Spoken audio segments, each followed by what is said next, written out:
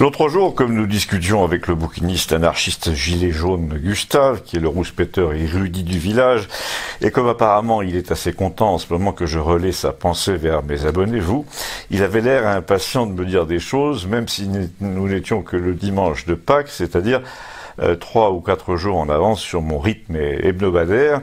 Alors je l'ai interrompu, je lui ai dit attends, au moins attends que le président ait parlé, c'est demain. Et là il m'a répondu où est l'intérêt de commenter ce qu'il a dit quand il l'aura dit. À mon avis, ce sera plus intéressant de commenter ce qu'il ne dira sûrement pas. Alors je lui ai dit ah bon, et pourquoi? Et pourquoi pas d'ailleurs? Il a ajouté, en plus comme ça tu es à peu près sûr de mettre dans ta chronique des choses intéressantes, parce qu'en général, ce qu'il dit en public à la télévision est assez inintéressant. Bon d'accord, je lui ai dit, alors quels sont les thèmes dont, à ton avis, il ne va pas parler? Eh bien déjà, me dit-il, le principal thème qui est ce que révèle l'empoignade à propos de la chloroquine. Mais justement, il va en parler, lui ai-je dit, il est allé voir le professeur Raoult à Marseille sans le dire à personne, donc forcément, il va aborder cette question, et il me répond non, pas du tout, il dira rien de Raoult, alors qu'il devrait, puisque ce médecin a plus ou moins le peuple des gens de base derrière lui, il devrait en profiter pour se placer dans les bonnes grâces de la population, mais tu vas voir qu'il n'en dira rien. Et il est allé uniquement là-bas pour avoir l'air informé et gagner un point ou deux dans les sondages, alors que s'il en parlait réellement à la nation entière sur le ton qui convient, il en aurait gagné 8, mais il le fera pas. Quand même, lui dis-je, il peut pas dire à tout le monde, à tout le corps médical, votre bête noire là m'a convaincu, c'est lui qui a raison. Non, me répond-il, mais il devrait au moins en parler, parler de ce que ça révèle en France, mais ça il est incapable de l'analyser en profondeur, ça dépasse son entendement, ce qui arrive en France, dans notre pays, à un rapport détestable avec l'autorité. Et cette histoire de Raoult est un révélateur, tu les as vus tous sortir du bois à cause de ce professeur un peu cow-boy, tu vas me dire qui ça tous, ben, je te réponds, les dingues du pouvoir, de l'influence, les dominateurs, les moi-je, en tant que spécialistes, chers amis, les bien entendus, chers confrères, tous des médecins, tous assoiffés d'attention, de reconnaissance, et qui n'en ont jamais assez de jouer les vedettes sur les plateaux. Alors là, j'ai dit à Gustave, ton professeur Raoult est quand même un peu comme ça tout de même, c'est une nature comparable, d'ailleurs il a même siégé un moment parmi eux. Et puis, comme vedette, tu m'excuseras, mais il a fait son intéressant là récemment. Il va finir par imposer les mains en public ou par rendre la justice comme Saint-Louis. Mais Gustave me dit, j'ai jamais dit le contraire. De toute façon, ces médecins sont tous des dominateurs par nature. La preuve, il y en a énormément qui font de la politique en ce moment. J'ai été stupéfait, me dit-il, de voir le nombre de médecins députés, par exemple. Ils sont une trentaine au Parlement. Déjà, première observation, c'est dans ce genre de circonstances sanitaires nationales d'urgence qu'on se demande, mais qu'est-ce qu'ils foutent tous ces cardiologues, ces neurologues, etc. en politique, alors qu'on en a tant besoin dans les hôpitaux en ce moment? Et la réponse est, mais si, c'est normal, c'est une profession d'influence, de pouvoir sur autrui, une profession qui a perdu un peu le prestige de l'argent et de la position sociale qu'elle avait autrefois, enfin sauf ceux qui touchent de l'argent des labos, mais qui garde énormément d'influence sur les décideurs. Nous sommes une société, me dit Gustave, obsédée par la santé, les prescripteurs, les normes, les télétons. Donc quelqu'un qui sait, qui voit loin, qui prévoit, c'est quelqu'un qui gouverne et qui conseille les gouvernants. Au nom des labos, plus ou moins. Je ne vois toujours pas en quoi, lui dis-je, le professeur Raoult est différent des autres. Eh ben, je vais te le dire. Comme toutes ces sociétés où on jouit d'une influence de caste dirigeante sur les ignorants que nous sommes, que sont les patients par nature et que sont les non-médecins, y compris les énarques, eh bien, il faut que les membres de cette caste, la caste des sachants, des diplômés, des scientifiques, des docteurs, des professeurs, s'entendent bien pour imposer sa loi, comme les aruspices sous Néron, qui lisaient dans les entrailles des moutons sacrifiés ce qui allait arriver à la République romaine. Mais justement, je lui dis, en continuant de jouer les contradicteurs, puisqu'il en fallait quand même un, ils se tirent souvent dans les pattes, c'est connu. Ah, sauf sur un point, me dit Gustave, en ce moment, ils s'entendent pour la plupart à rejeter Raoult, parce qu'il ne fait rien dans les règles et qu'il ne veut pas se soumettre à la loi commune. Il n'a même pas essayé, d'ailleurs, donc ils s'entendent sur l'essentiel qui est Entretenons une part de mystère et de complexité autour de ce qu'on fait. Disons à tout le monde que ce sont des matières qui ne supportent pas l'à peu près, qui sont loin d'être simples. Et quand tu écoutes les explications de ces mecs-là, c'est la phrase qui revient le plus souvent dans leur bouche, c'est loin d'être simple. À chaque fois qu'un de ces grands professeurs, immunologues, virologues, chefs de service à la Salpêtrière ou ailleurs, s'exprime à la télé sur un plateau où il y a des gens comme lui autour de lui qui viennent de l'hôpital ou du labo voisin pour faire la claque, ils se disent l'un à l'autre, je sais que c'est loin d'être simple. Sous-entendu, il y a tellement de complexité là-dedans, de choses à peine explicables au grand public, que plus nous entretenons ce côté chasse gardée de la connaissance en médecine, et plus nous gardons en effet un pouvoir occulte et mystérieux sur les esprits, sur les institutions, sur les budgets surtout, plus nous pouvons nous appeler chers amis, chers confrères en public. Et plus nous pouvons dicter notre loi aux politiques qui nous écoutent au sein d'un haut comité quelconque de quelque chose où nous sommes payés 6 000 € par mois pour une séance hebdomadaire à tout casser. Et là, si tu analyses en comparaison la façon dont Raoult, lui, te décrit les choses, eh bien, il te dit exactement le contraire. Il te dit pas c'est complexe, il te dit, au fond, c'est assez simple. Vous savez, tout ça est beaucoup plus simple qu'on ne le croit. Ma méthode, ma molécule, mon protocole, mes tests, mes résultats, tout ça est simple, alors que de l'autre côté, sous prétexte de complexité, on vous balade sans arrêt. Ils n'ont en effet, tous ces professeurs étiquetés, ils n'ont qu'un seul jeu de scène, ils disent « nous sommes dans un domaine où on ne fait pas n'importe quoi, n'importe comment ». Et c'est là, me dit Gustave, que tu replaces Macron dans le tableau, parce que la différence entre les gens qui voient tout compliqué pour rester au pouvoir, et ceux pour qui tout est simple, souvent pour le conquérir d'ailleurs, quand on y réfléchit, cette différence, tu la retrouves exactement en politique. Et surtout, tu vas la retrouver là, dans le monde qu'ils appellent d'après, c'est-à-dire que l'histoire de Raoult et de sa molécule, ça va beaucoup, beaucoup plus loin que la guérison des patients. Les gens sont en train de faire instinctivement le rapport entre la démarche qu'ils proposent en médecine, celle d'une simplicité qui guérit, et puis une autre simplicité dont les gens rêvent tous plus ou moins en ce moment, un autre pragmatisme direct qui va être nécessaire dans la vie économique, dans le genre je veux ça, je fais ça, et on se fout des procédures, si c'est pas légal, on va changer la loi. Parce qu'en économie, les grandes manœuvres ont déjà commencé de l'autre côté, du côté des pistes froids, comme le ministre des Finances par exemple. Pour faire quoi? Pour essayer de te faire croire que la loi ne peut pas changer, qu'il n'y a qu'une seule chose qui marche, c'est la rigueur quasi scientifique. Ce sont les normes, les procédures, les cabinets d'études, le respect des mécanismes européens établis dans une complexité commode, les experts, les procédures encadrées, et la confiance dans les chers collègues qui se plantent, pourtant la plupart du temps, la preuve, ils viennent de le faire, ils se sont plantés d'un mois quand le pépin est arrivé, et si ça se trouve, ils vont se planter d'un mois dans la sortie de crise, et ils auront par exemple annulé tous les festivals alors qu'il n'y aura plus un seul mort si ça se trouve le 1er juillet.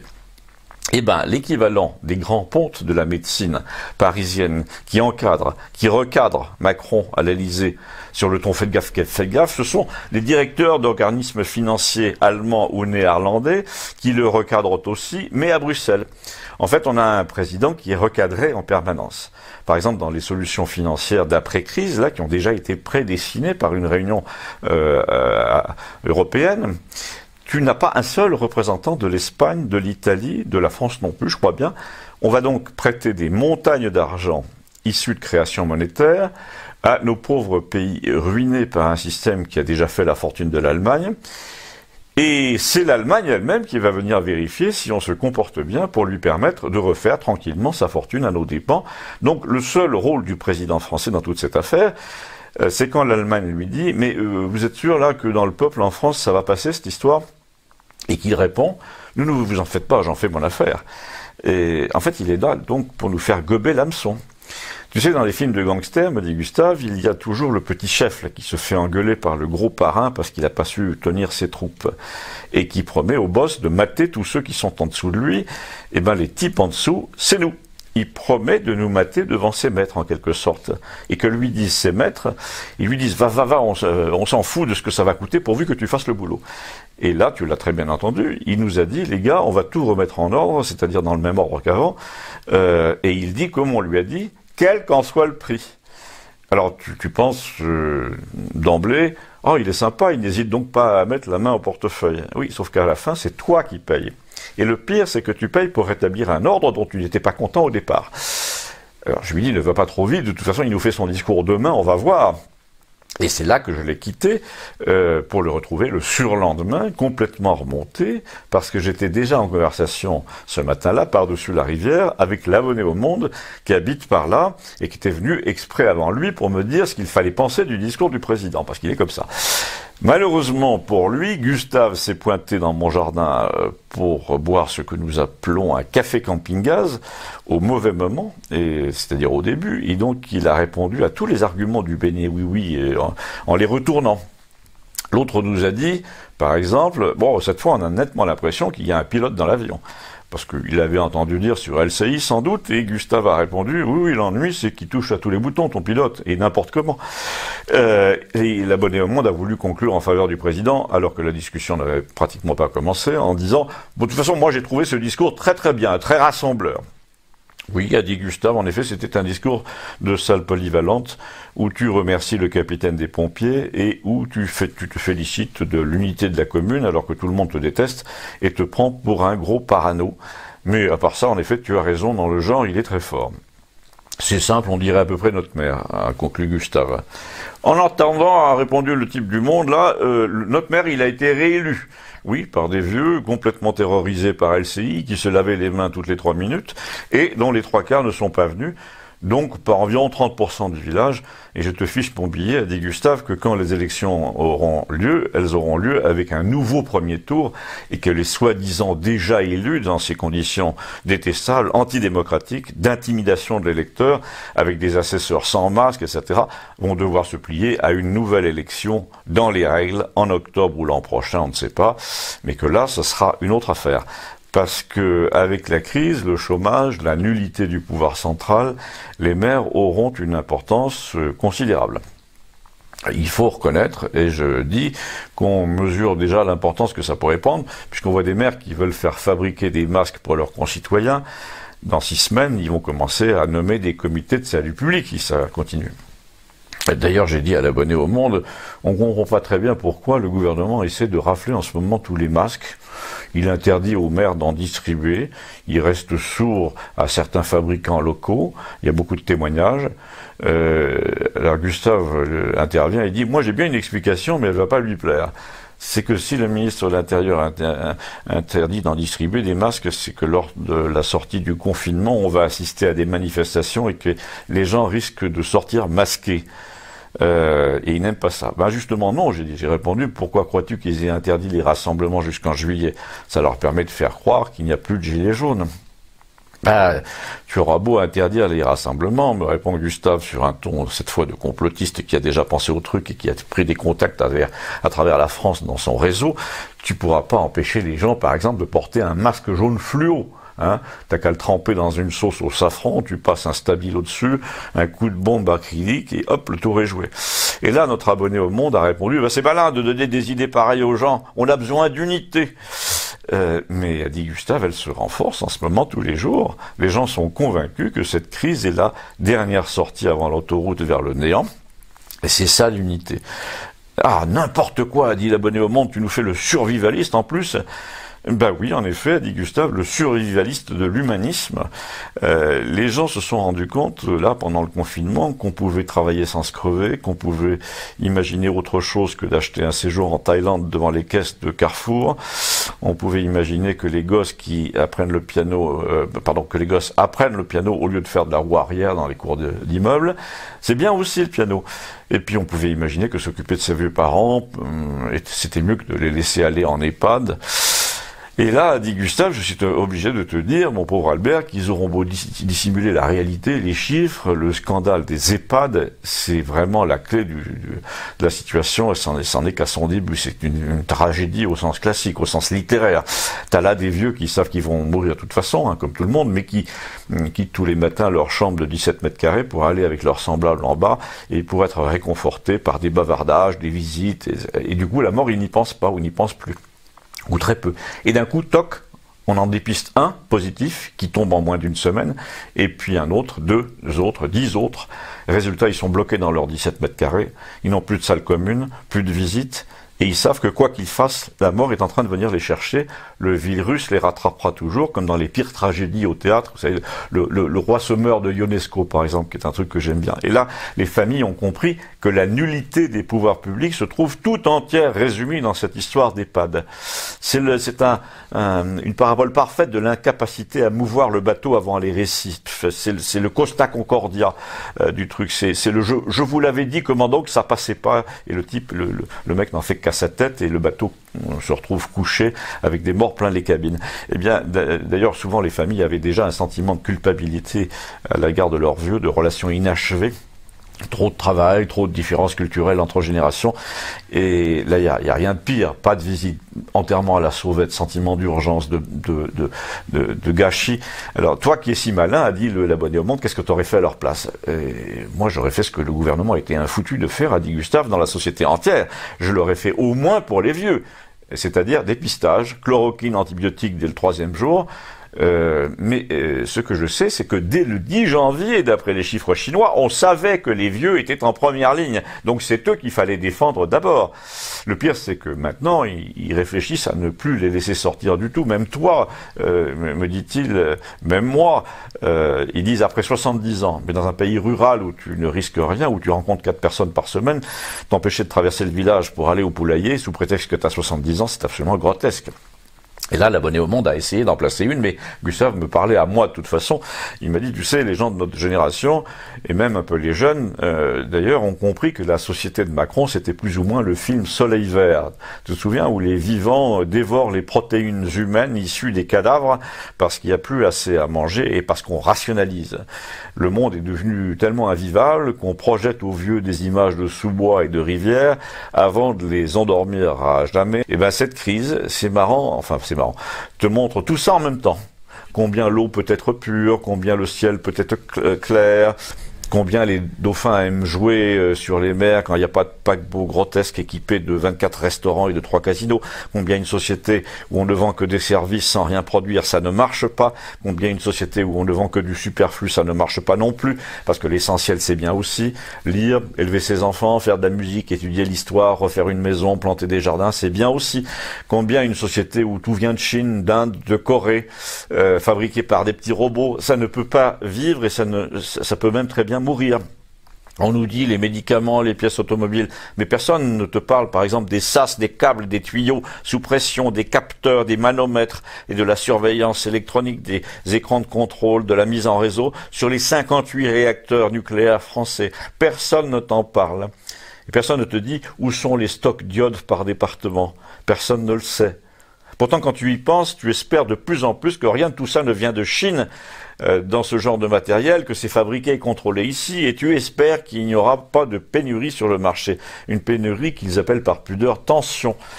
Eh bien moi je dis que les gilets jaunes, nous dit Gustave, les masques jaunes de tous les pays devraient s'unir maintenant, tout de suite, pour dire on ne prend pas les mêmes et on ne recommence pas, pour éviter les prochaines tensions. On va recommencer à pratiquer les logiques régionales, bassin méditerranéen, Baltique, Europe du Nord, Europe centrale, Pologne. On va nationaliser tout ce qui est sensible, annuler les règlements imbéciles pour tout ce qui ne l'est pas. Alléger le contrôle technique des véhicules, par exemple, des portes et fenêtres, de l'isolation, diviser par 5 le nombre d'experts.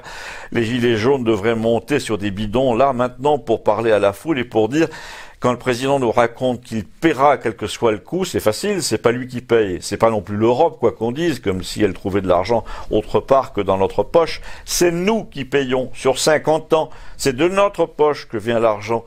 Et nous payons pourquoi? Pour nous conformer aux normes que l'Europe a définies pour notre bien, sauf que dans la plupart des cas, on ne nous demande pas où est notre bien et ce que nous en pensons. Donc, résumons, c'est nous qui payons sans décider pourquoi nous allons payer. La moindre des choses, c'est de recommencer à décider et de définir où est notre bien. Décider qu'on ne paiera plus, par exemple, pour financer ce qui ne nous ressemble pas. Décider que les pays comme le Qatar ne pourront plus acheter des immeubles de Paris comme des dominos et construire ce qu'ils veulent en banlieue sous couvert d'associations. Décider que la Chine ne pourra plus acheter des aéroports, des installations portuaires, des vignobles entiers en profitant de notre législation débile. Alors, en vertu de quel principe, a dit l'abonné au Monde? Eh bien, en vertu du principe selon lequel on ne devrait rien décider si un référendum sur la question donnerait 70% de non. Et là, dans la plupart des cas que je viens de citer, ce serait le cas. Si tu demandais aux gens, êtes-vous favorable à l'achat du port de Saint-Nazaire par la Chine ou de Chambord par le Qatar, c'est même pas la peine d'aller aux urnes, les gens diront non. C'est pour ça qu'on les interroge pas d'ailleurs. Eh bien, on va décider que partout, c'est le souci de l'autonomie, de l'indépendance, du patrimoine qui doit prévaloir. C'est simple. Dans les 6 mois qui ont précédé cette histoire de virus, le Canada et les États-Unis ont expulsé des professeurs et des étudiants chinois par dizaines parce qu'ils pillaient les conclusions des laboratoires en matière de virus. Tiens, c'est bizarre, non? Eh bien, qui l'a raconté dans la presse française? Personne. À Venise, il n'y a plus un seul glacier italien, ils sont tous chinois. Heureusement, ils sont en train de faire faillite. Et s'ils ne font pas faillite, après 2 ou 3 mois d'arrêt, c'est simple, c'est qu'ils blanchissent de l'argent. Mais non, ce n'est pas simple avec de la pile, l'abonné au Monde, c'est simpliste. Tu vois, me dit Gustave, c'est ce que je te disais hier, avant-hier, c'est toujours pareil. Dans notre monde, c'est la guerre du compliqué contre le simple, contre l'évident, le consensuel. Tous les gens qui gouvernent nous disent, c'est beaucoup plus compliqué que ça. Ce n'est pas aussi simple que ça. À quoi nous répondons? Nous avons tendance à répondre et à faire confiance à ceux qui disent « mais si c'est aussi simple que ça ». C'est là que dans tous les domaines, les nouveaux gilets jaunes, qu'on pourrait appeler les masques jaunes, peuvent et doivent dire plus jamais ça, mais surtout plus jamais cela. On pourrait lancer des slogans du genre « le monde d'après, d'accord, mais sans ceux qui étaient là avant ». Ou des trucs du genre « l'Europe vous adore comme le gui adore le chêne ». Ou comme la pyrale adore le buis, ai-je dit. Ou comme le coronavirus adore les espaces ouverts sans frontières. Et là, l'abonné au Monde a glapi. Punaise! Mais c'est du délire complotiste, votre truc. Et Gustave a répondu, non, souverainiste. En tout cas, c'est tout théorique, a dit l'abonné au Monde. Je n'entends aucune mesure concrète là-dedans, mais je peux t'en donner si tu veux, a dit Gustave. Des trucs dont le président n'a pas dit un mot d'ailleurs. Il te dit on va aider les familles pauvres. Mais déjà, s'il encadrait le prix des aliments de première nécessité, qui ont fait un bond partout dans les supermarchés, c'est quand même plus simple que d'attendre les résultats d'un questionnaire. Parmi les trucs dont il n'a pas parlé, et qui sont comme une espèce d'épine dans le pied de la nation, une épine infectée par le mensonge, eh bien, il y a Notre-Dame aussi, l'incendie de Notre-Dame. Où en est l'enquête? Où en est ce couillon de général qui disait aux architectes de fermer leur gueule? Pourquoi les journaux ne font-ils pas des doubles pages sur la combustion des poutres et l'hypothèse du mégot? Pourquoi tout le monde a pu voir des jeunes en basket faire de l'acrobatie la nuit sur les toits de Notre-Dame pendant toute l'année qui a précédé l'incendie? Pourquoi c'est resté sur YouTube pendant 1 an? Mais ça n'y est plus d'ailleurs. Ces 2 jeunes-là qui disaient venez faire comme nous, c'est trop marrant, etc. Et puis c'est pas gardé, on monte là-haut comme on veut. Et donc le type du Monde a répondu, mais on voit pas le rapport entre Notre-Dame et le virus. Mais si, le rapport, a dit Gustave, c'est ce petit sourire narquois du genre « vous êtes pas digne de la vérité ». Tu vois, son problème à Macron, nous a-t-il dit, donc le nôtre, c'est tout ça, c'est tout ce qu'il ne dit pas. Et tout ce qu'il ne dit pas, c'est tout ce dont nous parlons, nous, la preuve. Et ça tombe mal, ça veut dire qu'il n'est pas avec nous, il n'est pas du côté de ceux dont nous voulons parler, il n'est pas de notre côté. Alors, je vois, tu vas encore nous parler de Raoult. Pas du tout, sauf pour rappeler, a dit Gustave, qui n'en a pas parlé lui-même. Il y a 3 semaines, je t'annonçais que tout dépendait du père Macron, le neurologue, son père biologique, qui était un original, que son fils ne pouvait pas blairer pour cette raison, et inversement. Eh bien, là, il est allé rendre visite à Raoult, le double de son père, pour dire même pas peur. Mais en fait, c'est là que tu vois que c'est pas un tribun, un vrai homme d'État. Il n'a pas dit je me fiche des chapelles, nous sommes dans une situation où il faut préférer systématiquement ce qui marche, l'efficacité contre les règles, les génies contre les besogneux. Il n'a pas dit il faut que notre pays soit à la recherche des talents. En fait, le ruissellement dont il parle, ça existe, mais ça le contourne. Le génie ruisselle partout autour de lui, mais son canal à lui est trop peu profond, ça n'y coule pas. Alors il essaie de canaliser le génie des autres vers le sien pour le détourner, voire de fermer les autres par orgueil. Mais le propre des situations inédites comme celles que nous vivons, c'est que ça va déborder de partout. Il sera emporté par le flot de l'imagination d'autrui. Eh bien, en tout cas, a dit l'abonné au Monde, toi, tu n'en manques pas d'imagination. Et puisque tu es si fort, pourquoi tu ferais pas toi-même une adresse à la nation pour voir si ça porterait davantage? Ah, Gustave a répondu, je te promets, la prochaine fois qu'il nous fait un discours de salle polyvalente, je vais écrire celui qui serait digne d'un chef d'État, celui qui sent plutôt les colonnes doriques en marbre que le plexiglas, et je reprendrai les mêmes thèmes, et on verra. Et je suis impatient d'entendre ça, a dit l'abonné au Monde, et moi j'ai dit, moi aussi en effet, d'en rendre compte. Et l'abonné au Monde a demandé, mais pourquoi pas tout de suite? Eh bien parce que, a dit Gustave, le prochain discours sera probablement celui de l'appel au calme. À bientôt, merci.